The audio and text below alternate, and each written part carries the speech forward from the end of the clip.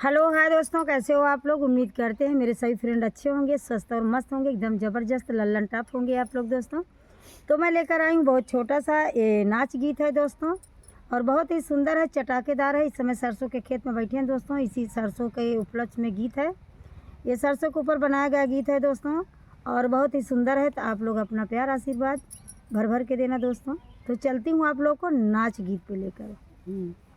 आलू लईगा जाड़ा मटरिया लईगा पाला, आलू लईगा जाड़ा मटरिया लईगा पाला, समाहु लईगा ना सरसमाहु लईगा ना, कैसे मीजी हम गदेलवा सरसमाहु लईगा ना, कैसे मीजी हम गदेलवा सरसमाहु लईगा ना।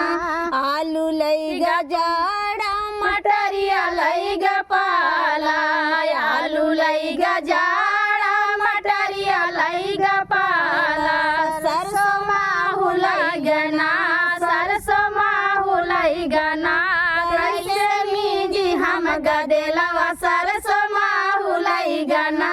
तेल कई कटोरिया लई के सासु आग गाइले, तेल कई कटोरिया लई के सासु आग गाइले, तेल के कटोरिया लई के सासु आग गाइले, तेलवा दई दयम्मना तेलवा दई दयम्मुजी, तेलवा दई दसासुजी, मिंज में गोदिया कैला लनवा तेलवा दई दसासुजी, मिंज में गोदिया कैला लनवा तेलवा दई दसासुजी, मिंज में गोदिया कैला लनवा तेलवा दई दसासुजी।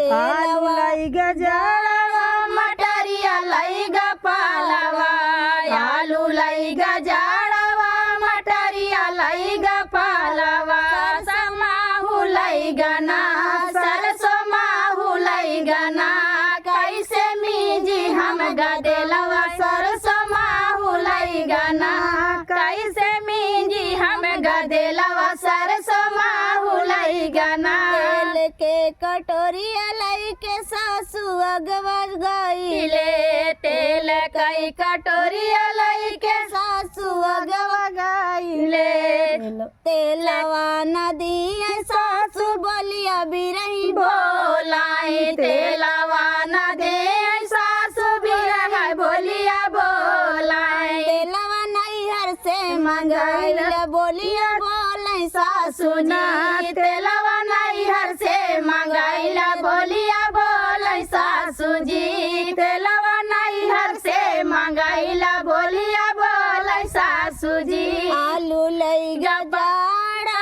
मटरिया लईगा पाला, आलू लईगा जाड़ा मटरिया लईगा पाला, सरसमाहु लईगा ना सरसमाहु लईगा ना, कैसे मीजी हम गदेलवा सरसमाहु लईगा ना, कैसे मीजी हम गदेलवा सरसमाहु लईगा ना। तेल के कटोरिया लई के जठनी आग गाइले, तेल कई कटोरिया लई के जठनी आग गाइले, तेलवा दाई दीना तेलवा दाई जेठनी ना, तेलवा दाई जेठनी ना, निज भाई गोदिया कैला नवा तेलवा दाई जेठनी जी, मिंज भाई गोदिया कैला नवा तेलवा दाई जेठनी जी, तेलवा नदी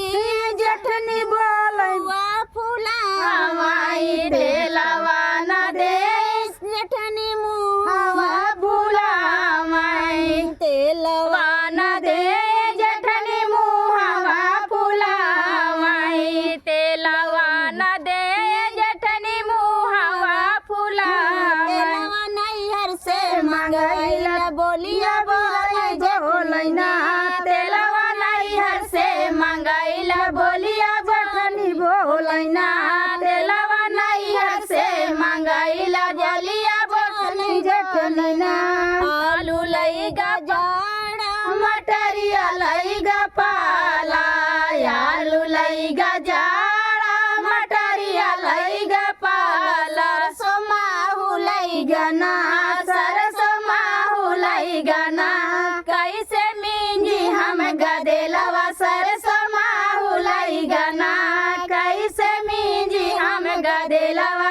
समाहु लइगा ना।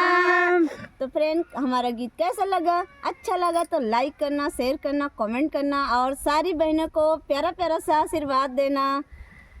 चलो मिलते हैं फिर। वीडियो को फुल वॉच करके ज़रूर देखना दोस्तों। फिर मिलेंगे नेक्स्ट वीडियो में अच्छे अच्छे वीडियो के साथ। जय माता की। जय जय श्री कृष्ण।